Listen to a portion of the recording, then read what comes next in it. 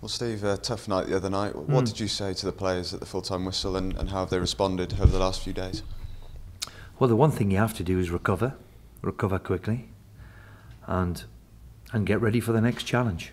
It's quite simple. You know, the beauty of the Championship of football is there's a game around the corner to put it right, and we're all disappointed of what happened on Tuesday. You know, after the euphoria of last Saturday in particular.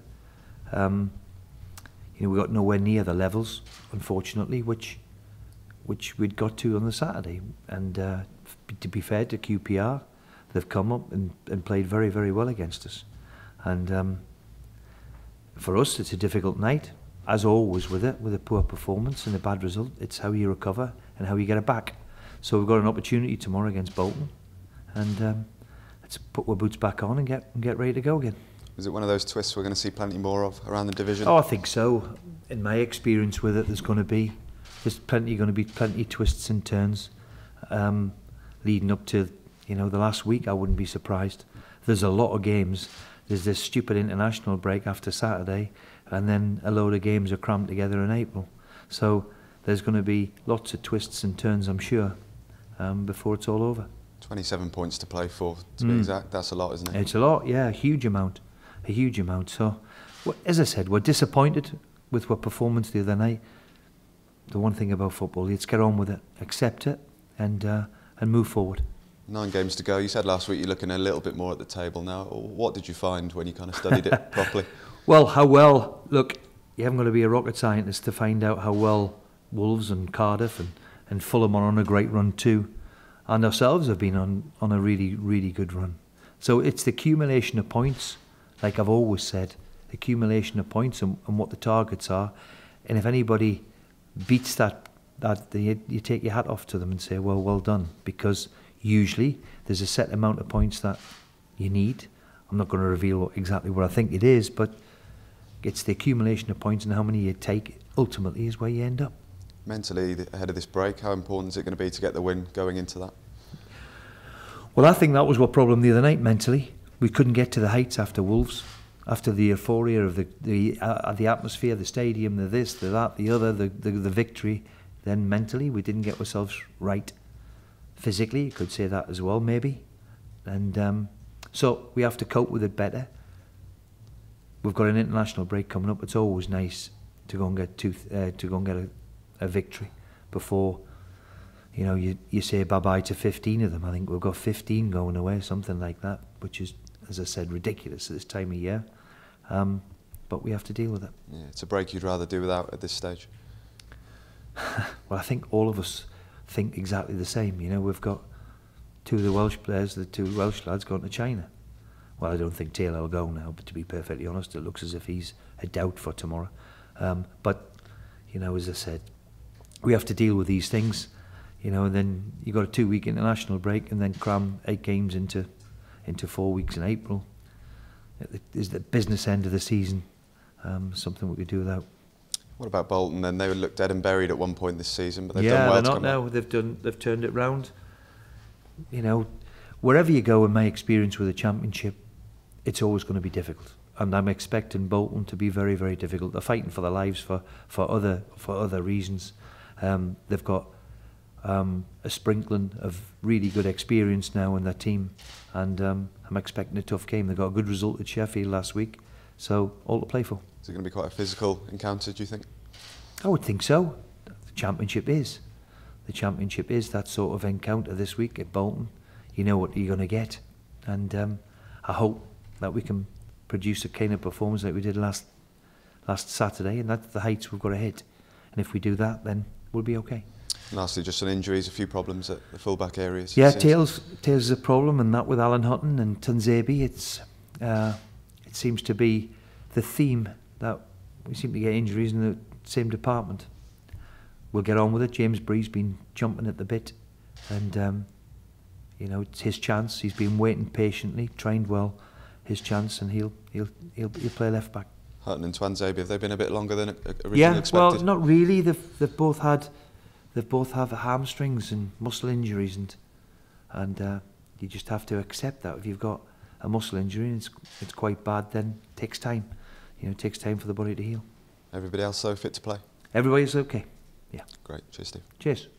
You've managed in the Premier League and the Championship now. What are the differences as a manager? Well, physically now, back in the day when it first started the Premier League, there used to be a gulf in terms of physically, of what the teams could achieve. You know, when you look at these really great Premier League teams at the moment, you know, they are supreme athletes now, you know, and big part of the game, of course. And the Championship has caught it up. So physically now, we're as good or as good as the Premier League teams. And then, of course, there's another 8-10 more games in the Premier League. So it is, as I've always said, a marathon, endurance test, wherever it is, you know, physically and mentally. It's a tough old challenge, the Championship, and that's how difficult it is. And there's no real gulf between teams like there is in the Premier League. You know, you take the top 6 in the Premier League, and this year in particular, there's a gulf between the bottom half. There isn't in the Championship, and I think that's the beauty of it. Having said that, then going to Bolton, who some would say, you know, has had a terrible season, and you know, again, that provides a a stern test, and they've had many problems over the last couple of years, mainly financially. You know, so you know they've had that horrible feeling of going down and not be able to come back and not be able to recover, and that's how hard it is. You know, Bolton have been in the top flight in my managerial career anyway. They've been in and around it for years. You know, finishing in the top 6 under Big Sam. So, you know, it just shows you how difficult it is. You know, but I'm under no illusion. You go to Bolton at any time, or anywhere in the Championship, and you got to be ready for the challenge that it throws down at you. And managing that downward spiral is so difficult, isn't it? Coming down from the Premier League. Do you feel as a club now that you're past that and you? No, not past it. You know, I said at the start of the season that we have to, for a club like ours, be there or thereabouts at the top end of the table. But it's not a given.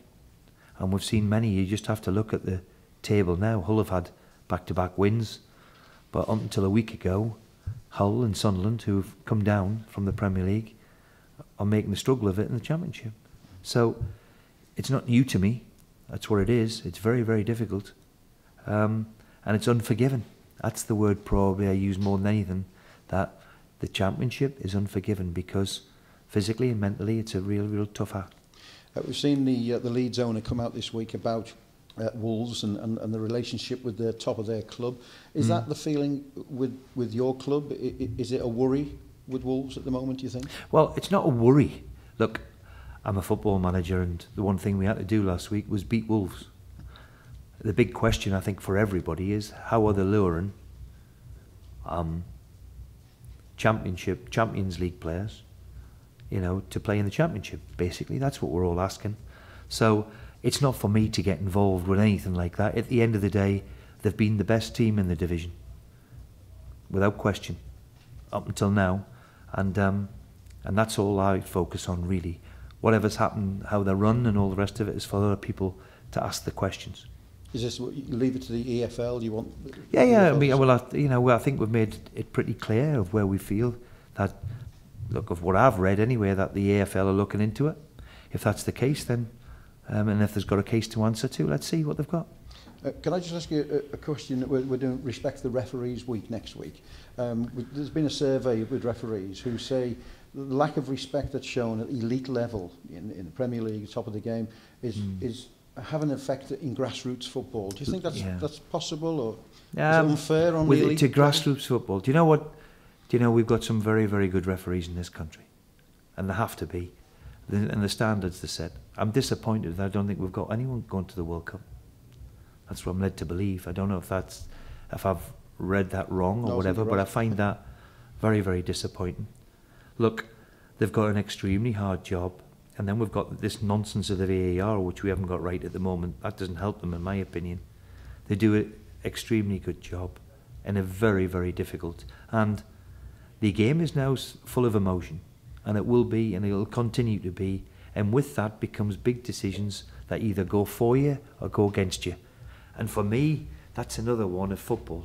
You know, the penalty last night, what Arsenal got, is bordering ridiculous. How do you accept that? But we've all had them. But in general, the referees in our country, Yes, they make mistakes. We all make mistakes. And now, you only have to referee. I referee a game on a Friday now, by the way. I get abused from pillar to post when you make a wrong decision. It's a difficult job. But we must give them the respect, because if we lose that, then we'll lose a bit of something. Actually, just finally, on listening to Gareth Southgate yesterday, would you be concerned if you were in his position going to Russia in the summer? We're now talking about politics now, aren't we? Concerned, I think Gareth will think like one thing about, he'll think of the players and the safety of the players and the safety of the supporters. And I think when we involve sport into politics, for me, it doesn't go. Sport is a relief for everybody around the world, and from the everyday life. So I hope that we go to the World Cup. I understand Gareth's sentiments on it. But as I said, politics for me in football, we should leave that to other people.